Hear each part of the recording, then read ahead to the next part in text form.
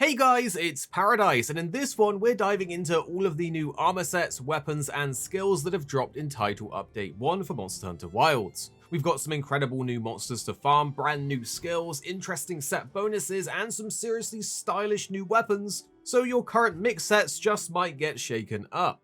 If you love crafting sets or you just want to look ridiculously cool while hunting, this update is going to give you plenty to work with, so let's get straight into it. We'll start off strong with the Zoh Shia Armor Set. This thing looks absolutely incredible, I love it. It's got an angel versus demon kind of aesthetic going on, and what's really cool is how the male and female versions each highlight different sides of that theme, with the sets being half and half but on the opposite pieces. This means you can mix and match pieces to build a fully angelic or fully demonic layered armor set, which I've already done, and I'm rocking the full angel set right now, and I again love it. Like usual, there's an alpha and beta version of the set, but most people will probably gravitate towards the beta version for those extra decoration slots. That said, don't always sleep on the alpha pieces, some of them could end up being sleepers. The full set comes with Agitator level 5, Elemental Absorption level 3, Recovery Speed 2, Counter Strike 1, and Coalescence 1, with a new set bonus, Zoh Shia's Pulse, and the group skill Guardian's Protection. This is a fairly flexible armor set with a good mix of skills. Agitator and Counter Strike are amazing for damage, while Elemental Absorption is for those leaning into elemental builds, which we'll likely see more of as the game develops. But the interesting thing here is the new set bonus, Zoh Shia's Pulse. It gives you super recovery with a 2 and 4 set bonus. This essentially gives you constant health regeneration even without the red portion of your health bar. At level 2, the regen is kind of nuts. I've tested it out in the training room and I literally would fully heal between each slam of the training dummy. I couldn't get my health to go down. But the level 1 version is a lot slower, but it does only require 2 parts. So think of it as a comfy set bonus that you can throw into a build when you want to favor survivability without chugging potions. But now let's talk about the weapons. The Zoh Shia line has some of the best looking weapons in the game, I would say, and I'm especially loving the Charge Blade and the Hammer. But every weapon in the set is looking pretty sharp, no pun intended. These weapons at rarity 8 come with pretty decent raw attack, 5% affinity, dragon element, a good chunk of white sharpness, and then level 3 to 1 decoration slots. On paper, these don't really outshine perfectly rolled Artian weapons, but they still hold up pretty well, especially for dragon builds or just general early endgame builds. On top of all of this, they come with a unique new baked-in skill called Whiteflame Torrent. It's only a level 1 skill as well. It says it has a chance to deal additional damage after landing an attack, and when used with Scorcher, it adds extra fire damage. What this actually means is you will occasionally pop an extra tick of bonus damage, which is visually marked with a bright flame effect. From my own testing, this is a flat 50 damage per proc, it's unaffected by sharpness or weapon type. However, when you pair it with Scorcher as it said, which by the way that's the Rathalos set bonus, at level 1 it changes the damage to around 70, while at level 2 I was seeing over 100 damage per proc. This is going to be one of those skills where we understand more about how exactly it works over time, as there's a lot of conflicting details out there on how it works at the moment. I've seen some people say it's purely random, while others are saying it has a chance to proc between your first 3 attacks and then it always triggers with an internal cooldown, but I've done my own manual testing to find out as much as I can myself.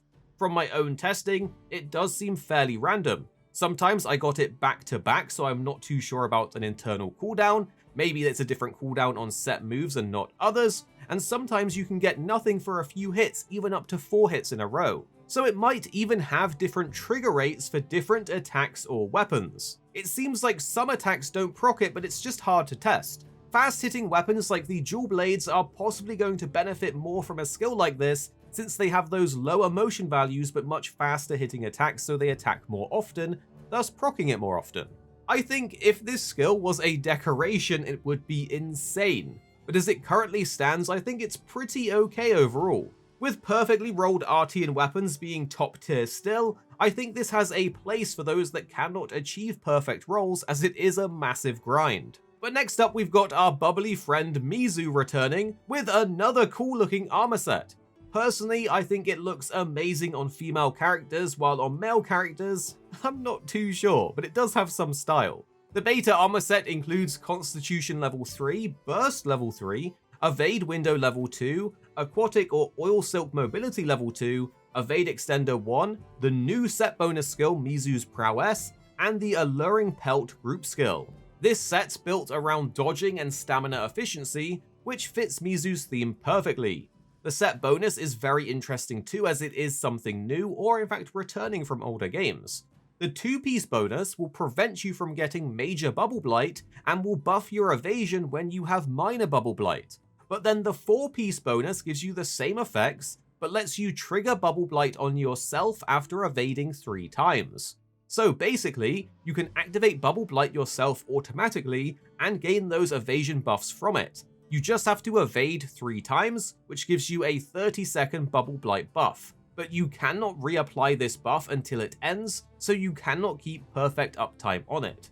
It does, however, synergize very well with the Mizu weapons that have their own new unique skill baked in. The weapons are of course amazing looking, and I love the way the Charge Blade looks, but they do come with okay raw, a nice 15% affinity, good water element, some nice white sharpness, and then level 3-1 decoration slots. But the real standout here is the new baked in level 3 skill, Slicked Blade, and it even has an extra critical element 1 on it. The new skill, Slicked Blade, will boost your affinity based on whether you're wet or afflicted with Bubble Blight, and they stack together. This goes from 3 and 7 to 6 and 14, and then 9 and 21. Which means if you're both wet and Bubble Blighted, that's a 30% affinity bonus at level 3, which is impressive. But you need to wear 4 pieces of the Mizu armor to self-trigger the Bubble Blight or be actually fighting Mizu. So it's a bit of a steep investment, but it's a very cool and fun combo to play with, and it's very thematic. Now from the new arena quests, there's even some new armor you can unlock. Gaining the coins from Chatacabra, Rathian, and the Pinnacle coins will unlock the Clerk armor set, which matches the arena clerk, the Guild Cross armor set that actually looks pretty cool on a female character, and then the Earrings of Dedication, or Gorman's Earrings.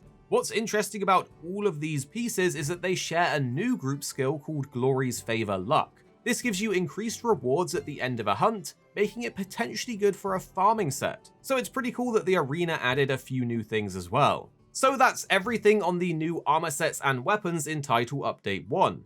Between the awesome looking armor sets and the new skills across the board, there's a ton of room for new builds and creativity. But which armor or weapon are you most hyped to craft? Tell me in the comments below, and don't forget to subscribe for more Monster Hunter Worlds coming your way very, very soon.